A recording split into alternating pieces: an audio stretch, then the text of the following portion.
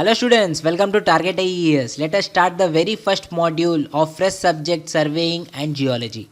This subject will be very easy, don't worry. No marks will be lost from this subject. Everyone is going to score out and out, whether it is ESC, GATE or SSC, JE, doesn't matter.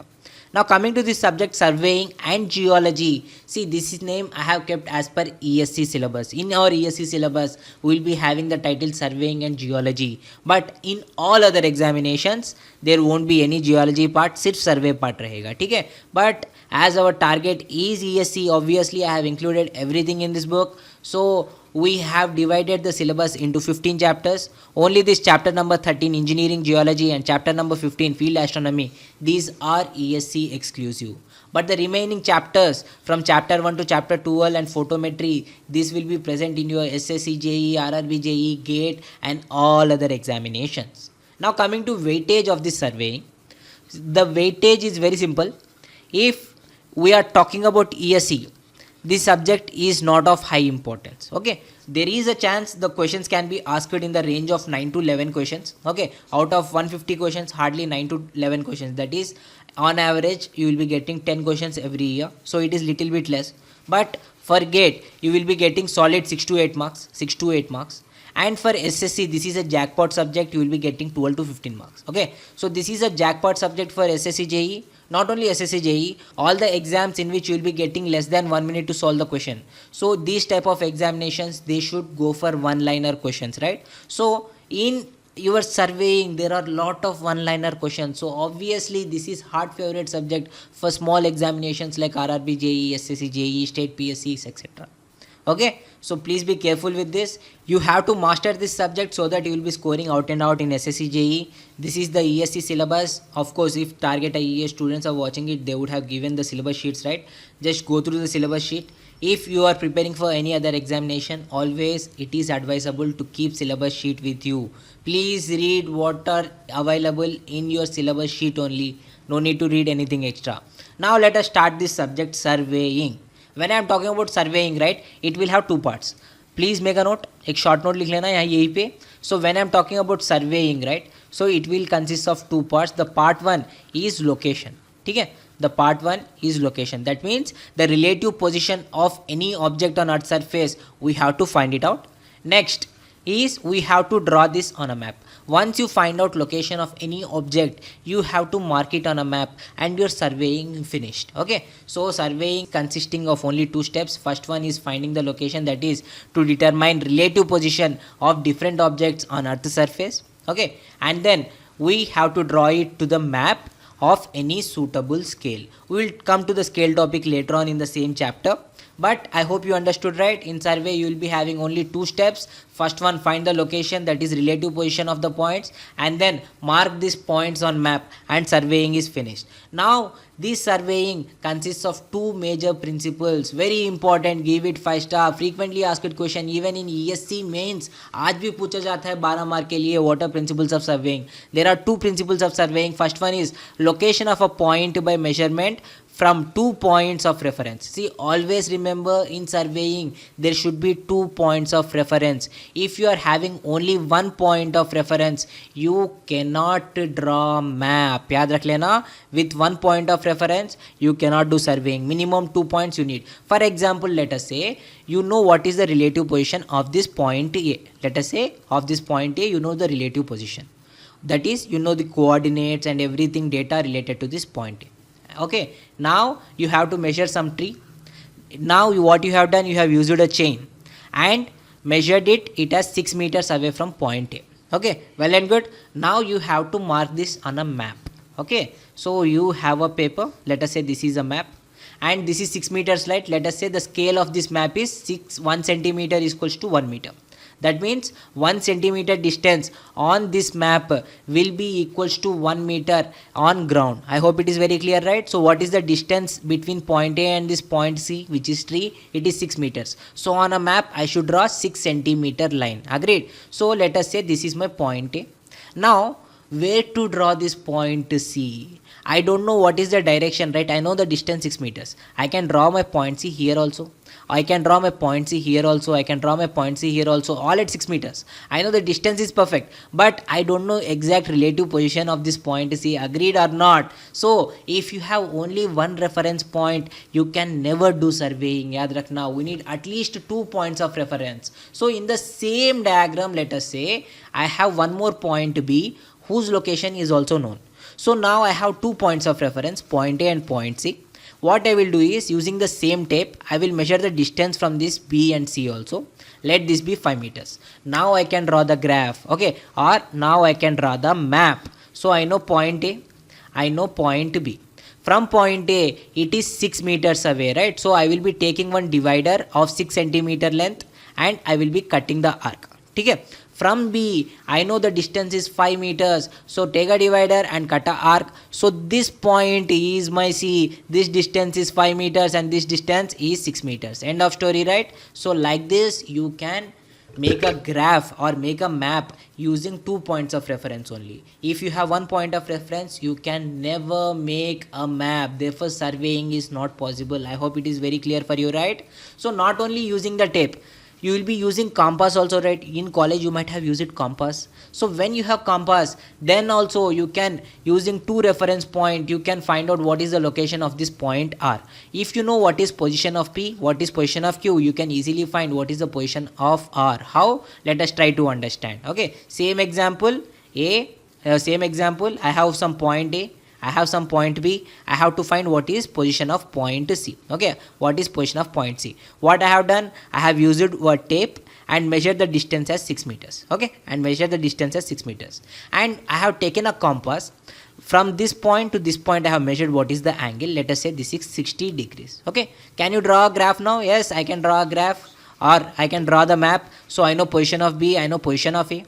Okay, so just now from 60 degrees angle, draw a line first of all. On this line, cut a 6 meter arc. So what you are getting the point C here. So now you can join this and get your location of point C. I hope it is very clear for you, right? समझ में आ गया ना? So you need at least 2 reference point by whatever method. It could be by the compass, it could be by the tapes, it doesn't matter. You need at least 2 reference points so that to get the exact location of the points to be measured on this map. I hope it is very clear, right? समझ में आ गया ना? Similarly, if you don't have any tape, you can measure the location of R using the compass only. How? Let us try to understand. I know position A, I know position B. Now what I am doing is, I am just using a compass and sighting this C. Okay, and sighting this tree. So I will be getting some angle, right? Let us say this angle is 60 degrees. Now from A, again I will be sighting C. I know this angle is 50 degrees. Okay, so on map, you know position of B, you know position of A. Join this. From here, just draw 60 degrees wala line. Okay, so just draw 60 degrees wala line. From this point, just draw 50 degrees wala line. So wherever it is intercepting, obviously that will be your point C, right? So like this, obviously you can find what is the location of point C even if you don't have tape. Okay, whether you have tape and compass, or whether you have only compass, it doesn't matter.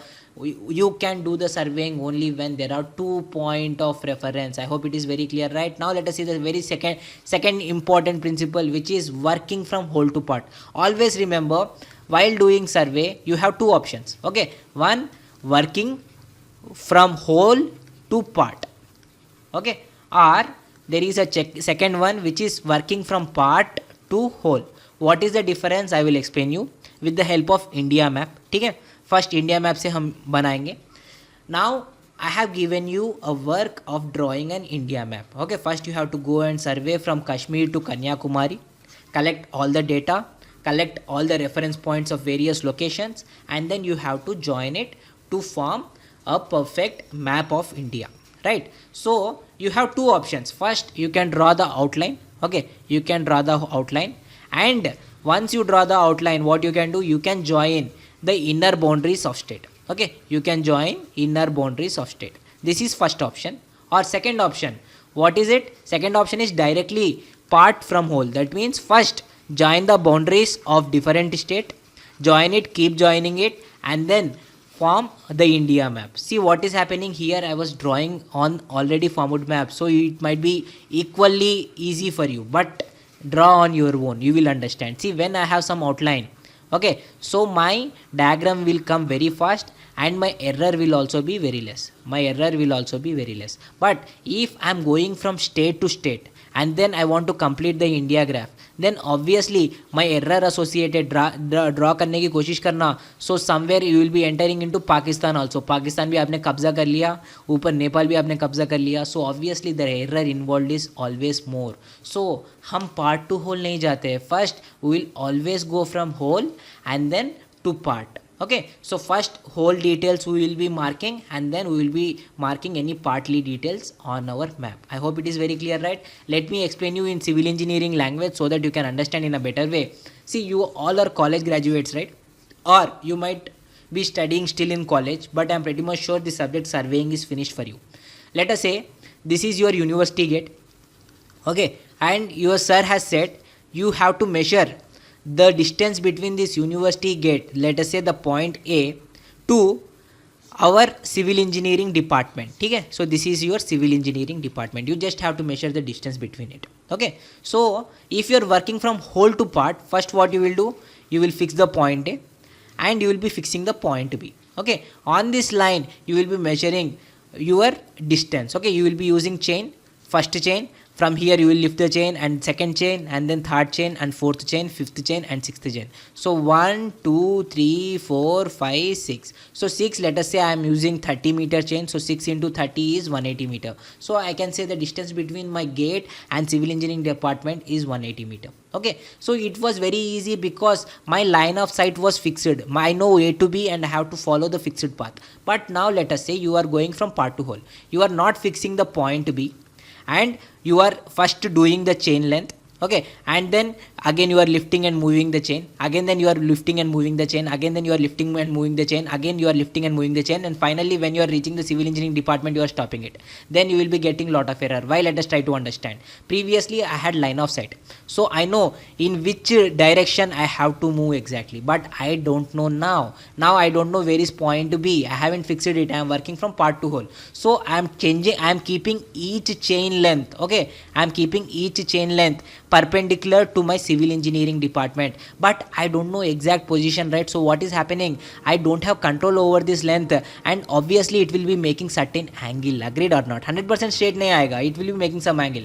Again, whenever lifting this chain and keeping it now, you might be making some more angle. Agreed or not? So like this, what is happening, by the time it comes to your civil engineering department, you know this is the shortest location, you got 180 meters exactly, but now when you are doing like this you will be getting some 190 meters. What is happening, the error involved is more because you are not going straight, because you don't know the line of sight, because you are working from part to whole. You can fix this point B only when you have reached the civil engineering department, so you are in problem.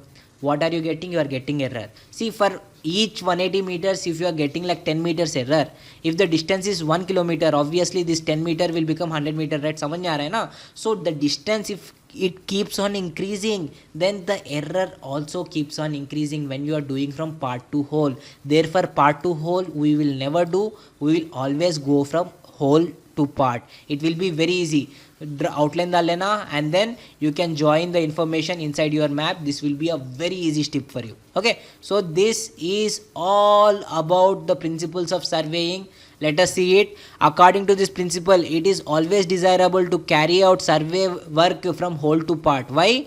Because the idea of working this way is to prevent accumulation of error. See, if there is any error, then the error will start to accumulate. In this method, let us say you have to draw the graph, right? आपने गलती से क्या कर दिया, केरला का थोड़ा और angle दे दिया इसमें. So obviously now while doing Karnataka, your angle will be even more distorted. When you are going to Maharashtra, your angle will be even more distorted. So what is happening? There is accumulation of error. If there is any error, then the error will be accumulated whenever you are working from part to whole, and obviously your results will be too bad. So obviously we don't have an option but working from whole to part. I hope it is very clear for you, right? गलती नहीं करोगे ना. So in the next module we will continue with methods of surveying in civil engineering.